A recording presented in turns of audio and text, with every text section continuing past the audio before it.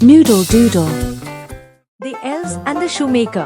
एक दफा का जिक्र है, एक छोटे से कस्बे में सरसब्ज पहाड़ियों के दरमियान थॉमस नामी एक मेहरबान और मेहनती जूते बनाने वाला रहता था। वो एक माहिर दस्तकार था, लेकिन जितनी भी मेहनत करता बमुश्किल चमड़ा खरीदने के पैसे जमा कर पाता। इसकी बीवी मार्था भी इतनी ही मेहनती और नेक दिल थी, और दोनों मिलकर किसी न किसी तरह अपना घर चिल्लाते थे।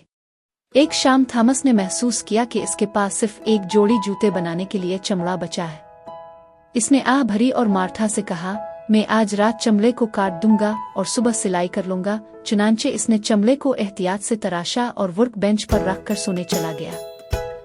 अगली सुबह जब वो अपनी दुकान में पहुंचा तो हैरान रह गया। वहां इसके वर्क बेंच पर एक जोड़ी शानदार जूते रखी थी। सिलाई इतनी बारीक, चमड़ा इतना नरम और डिजाइन इतना नफीस था कि थॉमस को अपनी आंखों पर यकीन न आया। ये जूते किसने बनाए? इसने हैरत से सोचा। इसी वक्त एक अमीर आदमी दुकान के सामने से गुजरा और जूते देखकर बहुत मुतासिर हुआ। इसने वो जूते अच्छी कीमत में खरीद लिए। हासिल शुदा रकम से थॉमस ने मजीद चमड़ा खरीदा, जो 2 जोड़ी जूते बनाने के लिए काफी था।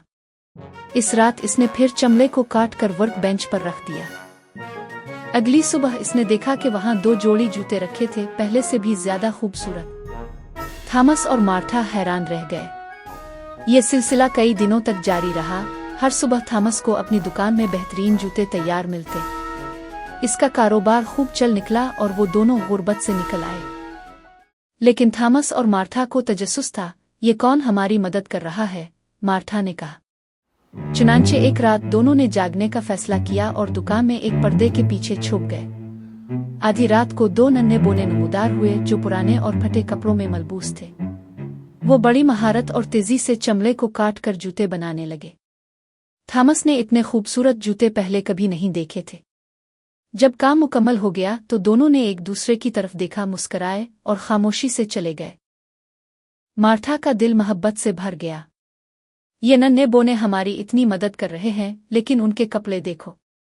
हमें उनके लिए कुछ करना चाहिए। और चुनांचे इसने उनके लिए नन्हे नन्हे करते पतलूने और गर्म कोट सिया, जबकि थॉमस ने उनके लिए नन्हे जूते बनाए। इस रात वर्क बेंच पर चमड़े के बजाय उन्होंने ये नन्हे कपड़े रख दिए। आधी रात को जब बोने आए तो उन्होंने कपड़े देखकर खुशी से तालियां बजाईं। उन्होंने फौरन अपने नए कपड़े पहने और खुशी से नाचने लगे।